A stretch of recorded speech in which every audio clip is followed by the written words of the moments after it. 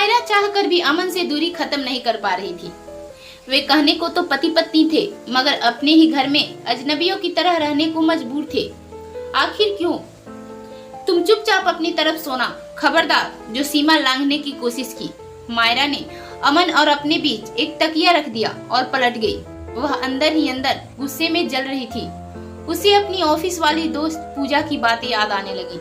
पूजा के अनुसार मर्द अगर छोटे छोटे झगड़ों को सुलझाने या प्यार जताने के लिए आगे न बढ़े तो सचेत हो जाना चाहिए कि उसके जीवन में कोई और है, और किसी भी क्षण इस शादी के टूटने के लिए उसे मानसिक तौर पर तैयार रहना चाहिए। उसकी उटपटांग बातों ने दिमाग को और भी प्रदूषित कर दिया। बस यहीं से मायरा के मन में शक का बीज पड़ गया और वह अमन की मोबाइल और मेल पर नजर रखने लगी। नतीजा सामने था। फोन में अमन व रीमा की तस्वीरें देखकर सवाल करने लगी तो झगड़ा और भी बढ़ गया। अमन भी देर रात तक करवटें बदलता रहा। नींद उसकी आंखों से कोसों दूर थी। उसे पता था कि उसके परिवार का रहन सहन मायरा के लायक नहीं। उसकी माँ की शक्ति भी कुछ ज्यादा ही है। कोई भी पढ़ी लिखी लड़की बेवजह की जिल्लत क्यों सहेगी? तभी तो वह मायरा के साथ अलग रहने के लिए भी तैयार हो गया। वह इस बात पर कितनी खुश हो गई थी कि रोमा के साथ की इस तस्वीर ने बीच में आकर बेड़ा गर्क कर दिया। जबकि रोमा अमन के स्कूल के समय की दोस्त है। दोनों के बीच दोस्ती से ज्यादा तो कुछ भी नहीं। फिर भी उसकी बात पर झगड़कर मायरा ने आज फिर से मुंह फेर लिया। बारिश की एक दोपहर में ऑफिस से निकलती हुई वह रास्ते में मिल गई। तभी पता लगा कि रोमा के पिता बीमार हैं और वह अकेली ही उनकी देखभाल कर रही है। खुद ही अपनी परेशानियों में घिरी है, जिसके बारे में अमन कुछ जानता भी नहीं था। पुराने दोस्तों के मिलने की खुशी ही अलग होती है। उसने याद के लिए एक सेल्फी ले रही थी। अब वही तस्वीर झगड़े की वजह बन चुकी थी। अपने पक्ष में जितनी दलीलें दे जा रहा था उतना ही फंसता जा रहा था। अपनी परेशान दोस्त को छोड़ भी नहीं पा रहा था। उसका जीवन चारों ओर से परेशानियों से घिरा हुआ था। दफ्तर से घर लौटता तो माँ के ताने सुनने पड़ते, जा बेटा अपनी जिंदगी जी ले, बहन की शादी तुझे क्या चिंता, जन्म मैंने दिया तो जिम्मेदारियां भी मेरी ही हैं। मैं भी फिक्र करता हूँ माँ, आप ऐसा ना सोचे। उन्हें दिलासे देकर जब मायरा तक पहुँचता तो उसकी शिकायतों का पिटारा खुल जाता। वह समझ ही नहीं पा रहा था कि जिंदगी में तारतम्य बैठाए तो कैसे कि सभी खुश रहें। जानता था कि शादी व प्यार मान मनुहार से ही चलता है। पत्नी से ज्यादा महत्वपूर्ण कोई भी नहीं, पर प्यार जताने के लिए भी माहौल चाहिए। अपने मन को मिनटों में कैसे बदले? जिंदगी है सिनेमा तो नहीं जो स्विच ऑन ऑफ करते ही दृश्य बदल दे। मन महसूस कर मायरा को देखना चाहा तो तकिया बीच में आ गया। जिंदगी बड़ी ही नीरस सी गुजर रही थी। क्या सोचा था और क्या पाया? इधर मायरा का तकिया भी आंसुओं से भीग चुका था। बार बार यही ख्याल आ रहा था कि अमन ने उससे शादी ही क्यों की अगर किसी और से प्यार करता था। फालतू में उसकी जिंदगी खराब की। उसके ऑफिस की सहेलियां अक्सर अपने पति की बातें करती नहीं थकती हैं। वीकेंड्स पर पति के साथ शॉपिंग करती हैं, बाहर खाना खाती हैं और उसके हिस्से में बस यही लिखा है, मम्मी जी आज खाने में क्या बनेगा। एक इस बात पर मायरा का मन बुरी तरह से चिढ़ गया। उसकी जिंदगी ऑफिस और रसोई के बीच जाया हो रही थी। उसका भी दिल करता कि अमन कभी तो कोई सरप्राइज दे। शुक्रवार को सीधे उसके ऑफिस आए और कम से कम एक शाम दोनों एक दूसरे के साथ गुजारे। शादी को 1 साल होने को आया, पर मजाल कि अमन ने ऐसा कुछ किया या कभी कहा भी हो। दोनों कभी करीब आए भी तो मायरा की इच्छा जाहिर करने के बाद। अब हर बार जिद कर अपनी बातें क्यों मनवानी? अमन की ओर से कभी तो कोई इशारा हो जो यह दिखाए कि वह भी उसके प्यार में है। दिखने में तो वह इतनी खराब तो नहीं कि उसे छूने का जी ही ना करे। फिर भी अमन भूले से भी कभी पहल नहीं करता। वह कोई 16 साल की कमसिन कुंवारी तो नहीं है कि सहमे सकुचाई सी रहे। जरूरतें उसकी भी हैं, मन उसका भी मचलता है। अब इस बात के लिए भीख तो नहीं मांग सकती। अगर वह उसके साथ ठीक रहता तो शक नहीं करती, पर इन परिस्थितियों में वह क्या कोई भी लड़की व्याकुल हो सकती है? आखिर वजह क्या है उसके प्रति इस उदासीनता की यही सब सोचकर उसके आंसू थमते न थे। कहाँ उसकी सहेलियों की रोमानी जिंदगी और कहाँ उसकी यह रोमांस के बिना सूनी सड़कों सी रेतीली रेगिस्तानी जिंदगी। कुछ भी हो जाए अब और न सहेगी उसे, और कुछ समझ में ही नहीं आया तो गुस्से में आकर फिर से तकिया रख दिया। दरअसल मायरा बेहद संवेदनशील थी। उसकी शादी के लिए एक से एक रिश्ते आए थे, पर उसे हर जगह कोई ना कोई कमी दिख जाती। किसी लक की लंबाई कम तो किसी का पद छोटा। सच्चाई तो यह थी कि वह बहुत महत्वाकांक्षी थी। महत्वाकांक्षा कोई गलत बात तो नहीं, पर कभी कभी यह निराशजनक स्थितियां पैदा कर देती है जहां दूर दूर तक आशा की कोई रोशनी दिखाई नहीं देती। इन दुख के क्षणों में उसे अपनी बड़ी बहन का ध्यान आया। क्यों ना वह कुछ दिनों के लिए उनके पास चली जाए। सुबह होते ही उसने अपना फैसला सुना दिया। बेटी से इतना ने कि बेटे की खुशी देखी ही नहीं जा रही, फिर तो तुम्हें बहन की शादी कराकर ही अपनी शादी करनी चाहिए थी। हाँ, कोशिश तो की थी, मगर ढंग का रिश्ता भी तो मिलना चाहिए। हाँ तो ढूंढो ना, जब सारी जिम्मेदारियां निभा लोगे तब मुझे लेने आना। मायरा ने भी मन खोल कर रख दिया। वह किसी हाल में झुकने को तैयार नहीं थी। ऑफिस व घर के काम का बोझ तो सह भी लेती अगर अमन के स्नेह का मरहम लगता। अमन किमकर्तव्यमूढ़ था। शायद वह अपने ही परिवार के व्यवहार से दुखी था। माँ और बहन पहले ही उसे नहीं समझ रहे थे और अब मायरा भी कुछ सुनने को तैयार नहीं थी। उसने बहुत हाथ पांव जोड़े, पर वह रुकने के लिए कतई राजी नहीं हुई। समझ में नहीं आ रहा था कि करे तो क्या करे। वह अपने परिवार का इकलौता लड़का था। शादी के लिए छोटी बहन कुंवारी थी। माता जी की इच्छा थी कि पहले बेटी के हाथ पीले कर दे, फिर बेटे की शादी हो। लड़के के लिए अच्छे परिवार का रिश्ता आया तो मना नहीं कर पाई। बेटी की शादी धूमधाम से संपन्न कराने के बाद ही बहू घर लाना चाहती थी। उनके मन में एक ही डर व्याप्त था कि बहू उनके बेटे को अपने रंग में न रंग ले, इसलिए वे शादी टालना चाहती थी। मगर सगाई के कुछ ही दिनों बाद जब लड़की वाले शादी के लिए जोर देने लगे तो उन्होंने बड़े ही बेमन से रजामंदी दे दी।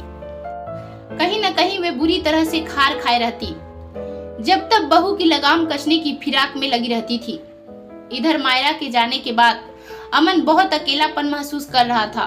बार बार पिछली घटनाओं को जोड़कर देखने पर भी उसे कुछ भी नजर नहीं आ रहा था। तब मजबूर होकर उसने जीजा जी के ऑफिस के नंबर पर फोन लगाया। कम उम्र लड़की पर रसोई, ऑफिस के साथ साथ परिवार के मान मर्यादा ढोने का बोझ डाल दिया तुमने।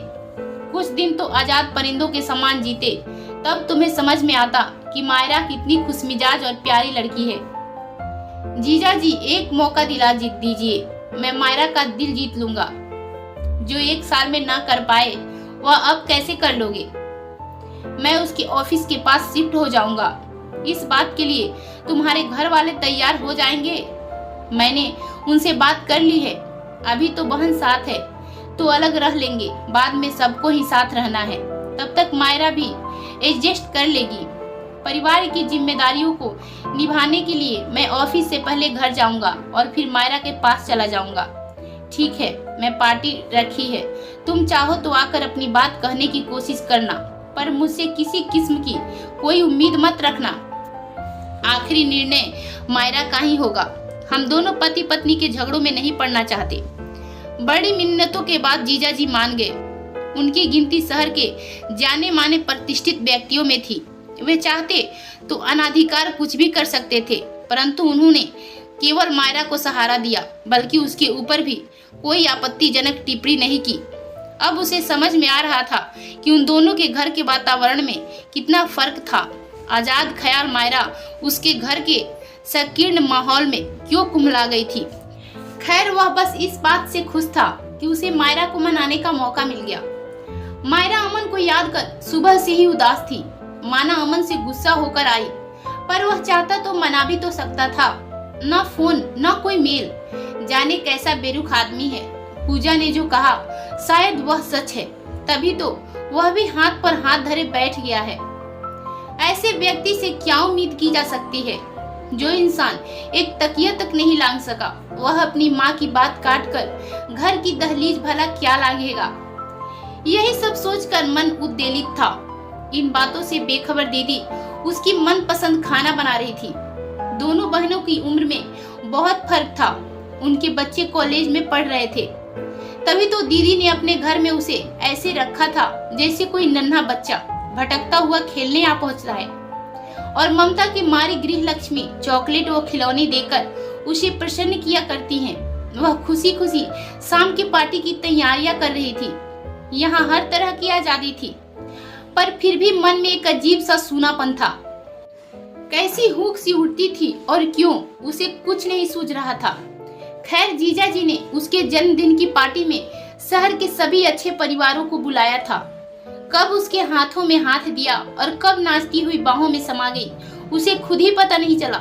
उसने फुसफुसाकर जब कानों में लव यू जान कहा तो जैसे रेगिस्तान पर पहली उसकी बूंद सी ठंडक महसूस हुई। उसे तो यकीन ही नहीं हो रहा था कि यह वही शख्स है जिसके साथ उसने एक छत के नीचे 1 साल गुजारा है। आज 1 घंटे के अंदर उसने अपने बेबाक अंदाज से उसका दिल चुरा लिया। दीदी और जीजा जी इन नवीन बदलावों से अनजान बनने की एक्टिंग कर रहे थे। तभी अमन के घुटनों के बल बैठकर एक बार फिर से मायरा की आंखों में झांकते हुए कहा, क्या तुम मेरी बनोगी मायरा? अपने घर चलोगी? मारा यही तो चाहती थी। अमन के प्यार के इजहार से द्रवित हो गई। धीरे से हामी में सिर हिला दिया। अगली सुबह दोनों अपने घर में थे। बाहर मायरा अमन सदन लिखा था। हाँ, यह उन दोनों का घर था। अमन आज जी भरकर प्यार करना चाहता था। ठीक है कि अभी तक उसने परिवार को अपने प्यार के ऊपर प्राथमिकता दी थी, तभी तो खुलकर कदम नहीं बढ़ा सका था। अपने प्यार का सलीके से इजहार तक नहीं कर पाया था। क्या करता आखिर? ऑफिस से सोचकर घर आता कि मायरा के साथ क्वालिटी टाइम बिताएगा, पर माँ के व्यंग और मायरा की नाराजगी से टूट जाता। बात करेगा तो बात बढ़ेगी और घर वालों को उनके बीच की दूरियों का पता लग जाएगा। यही सोचकर मन मसोस कर रह जाता। बीवी को यह भी नहीं समझ पाता कि बेगम शादी की है आपसे, पुराने इश्क में दम होता तो शादी करता ही क्यों?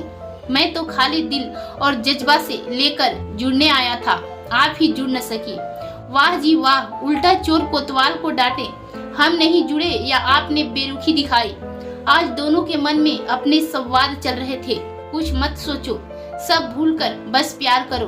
अमन की यह बात सुनते ही पति की गोद में पड़े लैपटॉप यानी अपनी सौतन को हटाकर वह नजदीक आ गई।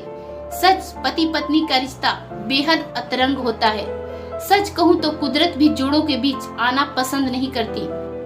दिए बाती के इस संबंध में अंदर ही अंदर प्रेम की अग्नि होती है जो 2 दिलों को रोशन करती है। फिर क्यों लोग उनके बीच झगड़े की आग सुलगाते हैं? शायद लोगों के अंदर असुरक्षा की आग लपेटे ले रही होती है। तभी तो प्रेम करने वाले उन्हें रास नहीं आते। बाहरी लोगों से तो फिर भी बचा जा सकता है, पर नजदीकी रिश्तेदारों के लिए कोई क्या करे? ऐसे दिल जलों की जलन की आग में न जाने कितने नवयुगल अक्सर झुलस जाते हैं। घर में ही समस्या सुलझ जाए तो कोई अलग घर क्यों बसाए?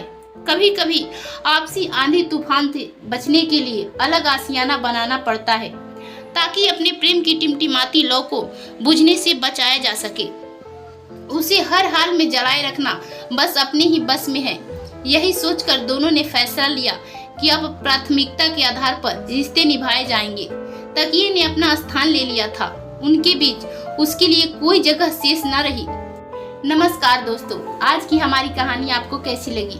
कृपया करके कमेंट बॉक्स में जरूर बताएं और बेल आइकन को दबाना मत भूलिएगा।